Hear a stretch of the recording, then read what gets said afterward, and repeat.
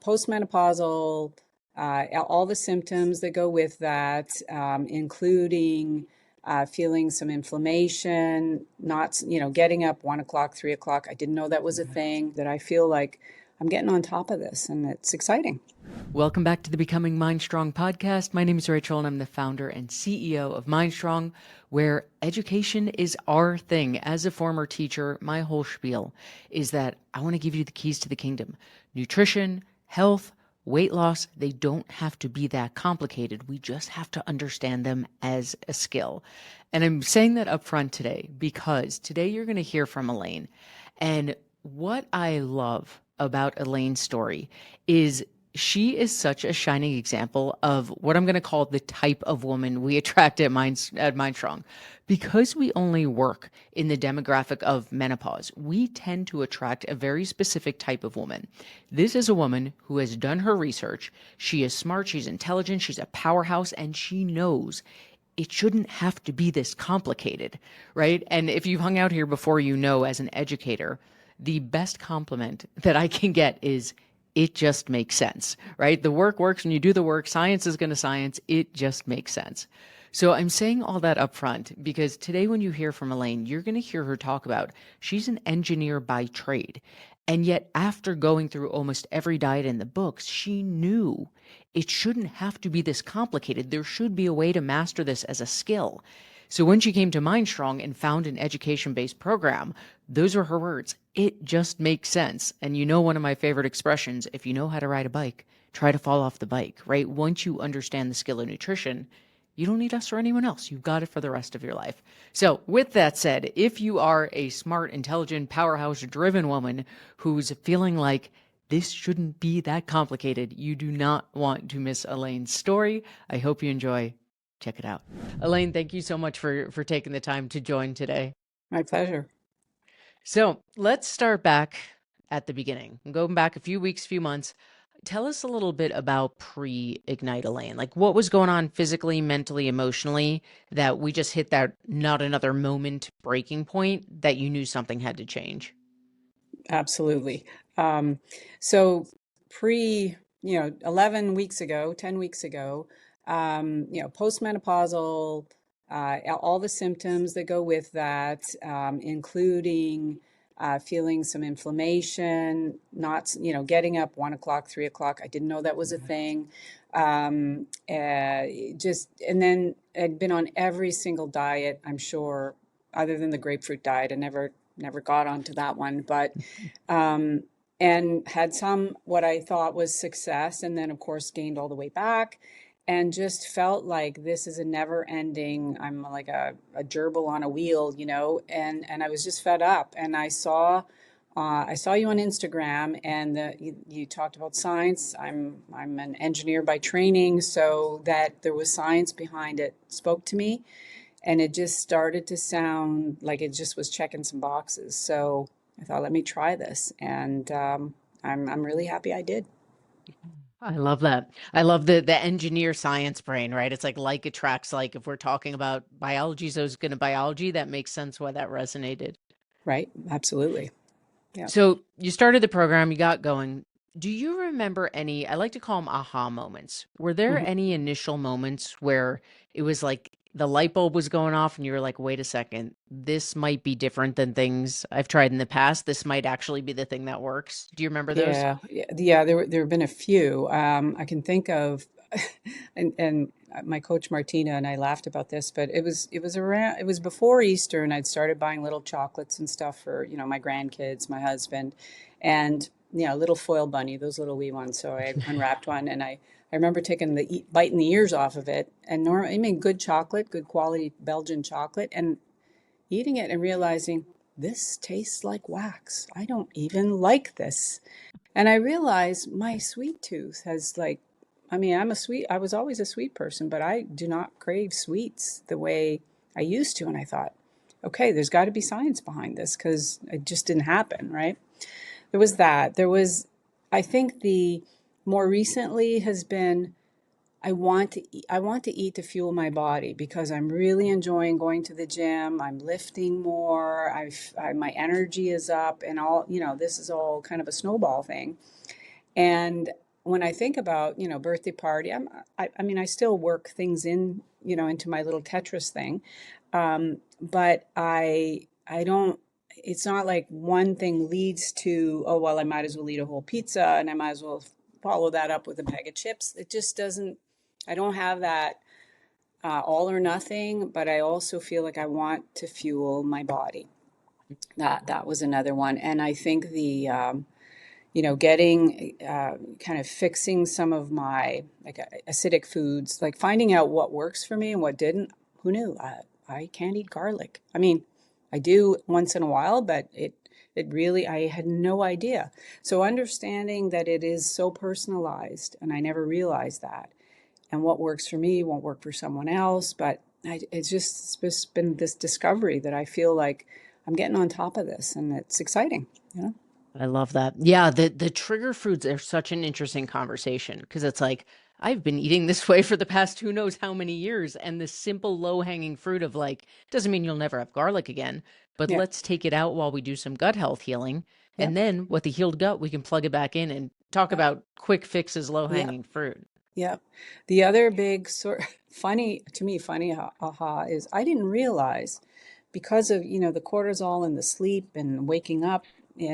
and the night sweats and all that, it's been healing. And once I started dreaming again. I haven't been dreaming for, God, I don't know how long. And I had the craziest dreams. Like I was a person that loved to tell people about, you should hear this wild ass dream I had. And they started coming back, and I wake up kind of laughing sometimes, like, oh my God, a friend of Yeah. mine who doesn't have kids, I met their kids, this kind of weird stuff. But I think the depth of my sleep, the quality of my sleep is so much better that it's all good. Real quickly, before we keep going in this episode, we are talking a lot about metabolisms in menopause in today's episode. So I want to offer you a chance to deepen your knowledge. If you haven't yet checked out my free workshop, How to Fire Up Your Metabolism in Menopause and Beyond, it is one of my go-to favorite pieces of content that I have out here in the interwebs. You can use the link in the show notes below or go to mindstrongfitness.com and you'll get a cute little pop-up that'll get you straight into the workshop. Now, let's get back to the show. Yeah. And isn't that crazy that we can do that with nutrition alone? Like I heard you say, I didn't know the 1 to 3 a.m. wake up was a thing. I think so many menopausal women feel like that. It's like, oh, this is just my new normal. And when Right? we can be like, no, that's a cortisol thing, we can fix it fairly easily with Yeah. nutrition. It's, yes, Yeah. again, low hanging fruit. Yeah. And I have an overactive bladder, and I started therapy for that. And just the improvement from changing my diet, it's really night and day. It's not perfect yet, but we're heading in the right direction. Yeah. So, and the other thing, it makes me want to learn more. Um, my husband has Parkinson's, very Mm. kind of early stages, and I've been reading up on the link from your gut microbiome to your brain, and lo and behold, what they recommend for somebody with Parkinson's is exactly what you're talking about. The fiber, the kimchi, and the fermented foods. And so, I mean, I'm driving my husband crazy because I'm preaching to him all the time. But it's great that we can, we've kind of changed how we eat, sort of just by default, without feeling like, well, we're on a diet, and December 25th it's going to stop or something. Like this is just the new us.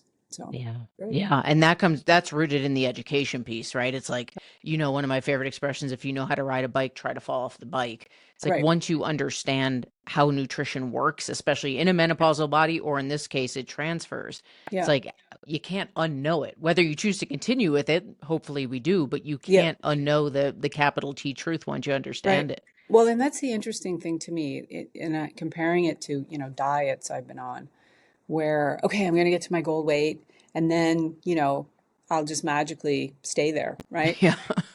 Somehow by just eating carrots and celery, whatever. And the big difference for me, to me, the most important difference here is I haven't even, I mean, obviously I'm looking forward to my first cut, but I'm actually more looking forward to maintenance for the first bit because I can feel that my body is happier, so yeah, I need to lose 15 pounds, I think. But that isn't the most important thing. It's getting the monkey off my back that to me is the bigger issue than, the extra weight that I think it's going to come. I haven't had this kind of confidence in a long time. So it's all good. Yeah. I love what you're saying because there's so many women when they start, they're like, just get me through this healing stage because I'm Yeah. here for weight loss. And it makes sense. A lot of us didn't know we needed a healing stage. But when we're focusing on the changes that are organically happening, the sleep, the energy, the inflammation, but you're not alone in that. When I hear people Yeah. say like, I'm actually just looking forward to being at maintenance because I can feel that's what my body is begging for. Yeah. That's a Yeah. powerful, beautiful thing because the weight loss will come. Like weight loss is biology with the healed metabolism. Of course, it's going to come, Yeah. but it's the effects that happen along the way that to me is the powerful part. Right. Right. Yeah. All right. Last bit question, favorite question. I want to put you in the coach's chair for a second. Okay. Okay.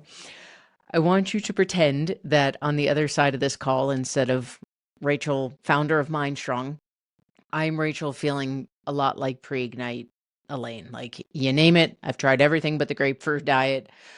Just feeling a bit hopeless, stuck, don't know what to do next.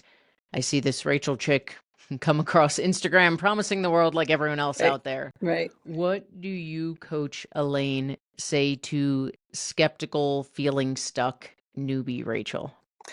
I would say you got to trust the process, right? Mm. Trust that you are going to have aha moments. Track, I think I'm going to be a person until maybe in 2 years' time, I'll learn to eat intuitively. But the tracking took the mystery out of, and it is very much a Tetris game because can't eat. So I would say to that person, you know, the time's going to fly anyway. And, if you go off and do a different, whatever, Weight Watchers or Jenny Craig or whatever's out there these days, you're going to end up back at the same place. So you're better off to do something that is really going to, you know, you're going to learn something that you'll have for the rest of your life. And I haven't even gone through a cut and lost any weight yet. I've just kind of stayed the same, and I feel that way. So you're going to get so much more out of it than a next size down in your pants. So yeah, Yeah. I love what you just said. The time's going to pass anyway, right? I think, right, especially in this social media quick fix society, it's yeah, like, well, I just want to lose weight. It's like, well, if you're already eating low calorie, the only option then is a GLP-1, which right. I do not recommend. So No, the time's going to pass anyway. Let's get to healing so that we can get to that weight loss stage. yep, And as you're saying so beautifully, it's not black or white, right? There's a lot to be gleaned from the healing stage itself. right, right. Yeah. Oh, Elaine, I know I talk about this a lot, right? I can preach this stuff till I'm blue in the face, but hearing it from someone who's experiencing it, having deep sleep, having dreams, like the changes that you're experiencing on the way to weight loss in this healing stage, it's just going to give so many women out there hope. So thank you so much for sharing your story and taking the time today. Thank you. My pleasure.